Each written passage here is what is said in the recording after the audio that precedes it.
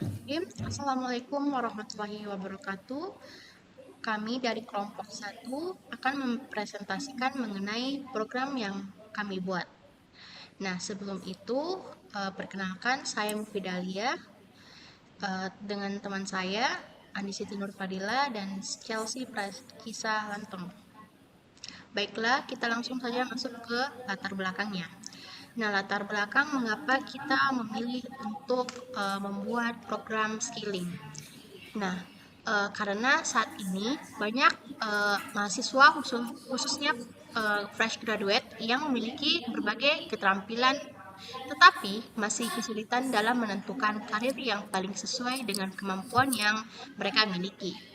Nah, seringkali juga seseorang itu memiliki skill lain namun belum memahami profesi apa yang relevan atau skill tambahan apa yang perlu dikembangkan agar dapat mencapai karir yang diinginkan. Nah, selain itu juga perkembangan di dunia kerja yang semakin dinamis menuntut seseorang atau individu itu untuk memiliki pemetaan skill yang lebih jelas agar lebih siap untuk menghadapi persaingan.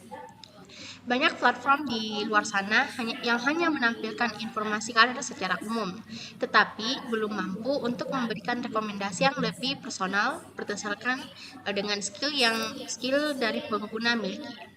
Dari permasalahan tersebut, kami mengembangkan skilling, yaitu sebuah sistem yang dapat membantu pengguna memetakan antar hubungan skill dan profesi, di mana program ini tidak hanya menyimpan data pengguna, tetapi juga dapat menganalisis level skill secara otomatis dan memberikan rekomendasi karir yang sesuai. Dengan demikian, pengguna dapat lebih mudah untuk memahami potensi dirinya serta mengetahui arah pengembangan skill di masa depan. Dari sisi teknis juga, proyek ini atau program ini juga dapat menarik karena menggabungkan dua struktur data, yaitu linked list untuk pengelolaan data pengguna dan Grab untuk mempresentasikan relasi antara skill dan karir. Hal ini membuat skilling tidak hanya bermanfaat secara praktis, tetapi juga relevan sebagai implementasi konsep struktur data dalam dunia nyata. Selanjutnya, saya serahkan ke teman saya. Nah, pada pengembangan program ini, kami menggunakan beberapa struktur data yang memiliki fungsi berbeda-beda. Yang pertama adalah struct, yang digunakan untuk mengelompokkan data pengguna ke dalam suatu kesatuan agar lebih mudah dikelola. Yang kedua adalah linked list, yang berfungsi untuk menyimpan data pengguna secara dinamis, terstruktur, dan mudah diproses penambahan maupun penghapusan data. Selanjutnya, terdapat array yang digunakan untuk menyimpan daftar skill dan informasi karir, karena data tersebut lebih mudah diakses berdasarkan indeks. Yang terakhir adalah graph, yang digunakan untuk mempresentasikan hubungan antara skill dan karir. Dengan graph ini, sistem dapat memberikan rekomendasi karir berdasarkan keterkaitan antara kemampuan pengguna dan kebutuhan suatu pekerjaan. Next. Nah, pada slide ini dijelaskan mengenai desain data pengguna yang disimpan di dalam sistem. Nah, setiap pengguna memiliki beberapa informasi penting, yaitu ID, nama, skill utama, jumlah sertifikat, jumlah proyek, lama belajar, jumlah kompetisi, skor skill, dan kategori skill. Nah, data tersebut disimpan menggunakan struktur linked list. Pada linked list, setiap data pengguna saling terhubung melalui sebuah pointer yang mengarah ke data berikutnya. Nah, keuntungan menggunakan linked list, kita dapat terus menambahkan user sesuai kebutuhan tanpa batas ukuran yang kita tetapkan. Nah, selain itu, proses penambahan, penghapusan, dan pencarian data itu menjadi lebih efisien dan mudah dibandingkan beberapa struktur data lainnya. Nah, selanjutnya adalah desain grab, skill, dan karir. Nah, pada bagian ini, kami menampilkan desain grab yang digunakan dalam program skilling untuk memetakan hubungan antara skill dan karir. Dalam grab ini, setiap node mempresentasikan skill atau profesi, sedangkan edge atau garis penghubung menunjukkan adanya relasi antara keduanya.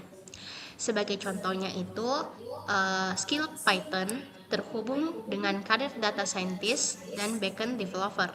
karena Python merupakan salah satu kemampuan utama yang dibutuhkan pada profesi tersebut. Begitu juga dengan skill Java yang berhubungan dengan skill software engineer dan backend developer. Nah, pada bagian non-IT, konsep Grab ini juga tetap berlaku. Contohnya ada skill public speaking yang dapat terhubung ke beberapa profesi seperti MC, presenter, dan penyiar. Hal ini menunjukkan bahwa satu skill dapat memiliki lebih dari satu peluang karir. Alasan kami menggunakan struktur data Grab adalah karena Grab sangat efektif untuk merepresentasikan hubungan yang kompleks dan saling terhubung. Dengan Grab, sistem dapat melakukan traversal atau untuk menelusuri skill yang dimiliki oleh pengguna, kemudian mencari seluruh profesi yang relevan sebagai rekomendasi karir. Jadi, inti dari desain ini adalah membantu sistem memahami bahwa hubungan antara skill dan karir bersifat many to many. Satu skill bisa mengarah ke banyak karir, dan satu karir juga bisa membutuhkan banyak skill. Inilah yang membuat rekomendasi dari skilling menjadi lebih fleksibel dan relevan bagi penggunanya. Next. Nah, pada bagian ini kami menjelaskan bagaimana agency list diimplementasikan dalam program skilling untuk merepresentasikan hubungan antara data pengguna, skill, dan karir. Agency list merupakan salah satu cara implementasi Grab di mana setiap node menyimpan daftar node lain yang terhubung langsung dengannya. Kami memilih agency list karena lebih hemat memori dibandingkan agency matrix. Pada sistem rekomendasi seperti skilling, tidak semua skill itu terhubung dengan semua karir, sehingga lebih efisien jika hanya menyimpan relasi yang benar-benar ada. Dengan begitu, penggunaan memori menjadi lebih optimal, terutama ketika jumlah skill dan karir terus bertambah. Nah, pada struktur ini, setiap pengguna direpresentasikan sebagai sebuah node utama yang menyimpan informasi user seperti ID dan data dasar pengguna. Node pengguna tersebut kemudian memiliki pointer menuju linked list yang berisikan skill-skill yang dimiliki oleh pengguna. Artinya, satu pengguna dapat memiliki banyak skill yang saling terhubung dalam satu list. Sebagai contohnya, jika seorang pengguna memiliki skill Python dan Java, maka kedua skill tersebut akan disimpan sebagai node yang terhubung ke node pengguna. Setelah itu, masing-masing skill dapat ditelusuri lagi pada graph utama untuk mencari karir yang relevan seperti data scientist, backend developer, atau software engineer. Dengan pendekatan ini, sistem dapat melakukan traversal secara efisien, mulai dari data pengguna, menuju daftar skill yang dimiliki, hingga ke node-node karir yang sesuai. Next.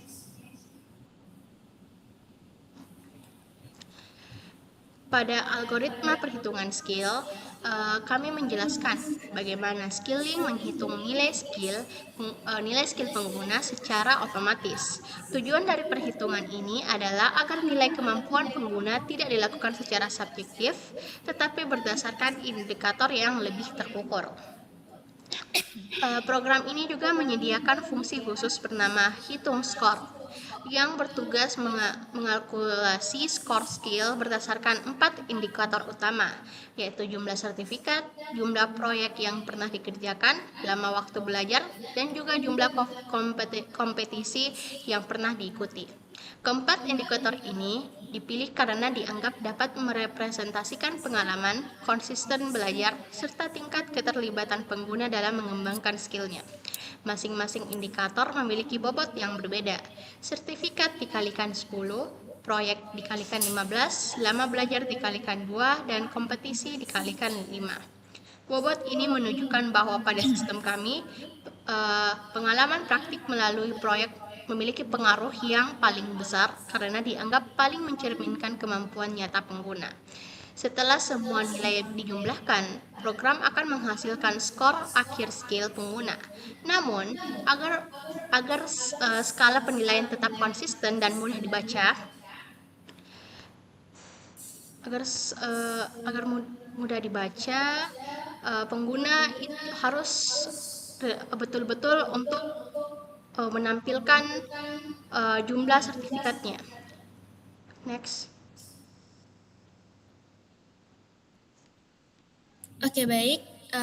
Dalam klasifikasi kemampuan, setelah sistem mengalkulasi skor portofolio pengguna melalui fungsi hitung skor, nilai numerik tersebut dikonversi secara otomatis menggunakan fungsi kondisional, yaitu if-else, ke dalam 3 tingkat kompetisi, yaitu beginner, intermediate, dan advanced. Bisa kita lihat pada tabel di layar, rentang skor dikelompokkan menjadi 3. Tingkat rendah diklasifikasikan sebagai beginner, tingkat menengah sebagai intermediate, dan tingkat tinggi dengan skor 70 ke atas diklasifikasikan sebagai advance. Nah, tujuan utama dari klasifikasi ini terbagi menjadi 2, yaitu yang pertama memberikan gambaran tingkat kemampuan sebagai instrumen penilaian mandiri yang objektif bagi pengguna berdasarkan pencapaian nyata mereka. Yang kedua, mempermudah analisis dan rekomendasi karir. Kategori ini menjadi basis data penting bagi sistem sebelum mencocokkan profil pengguna ke dalam simple graph profesi yang relevan.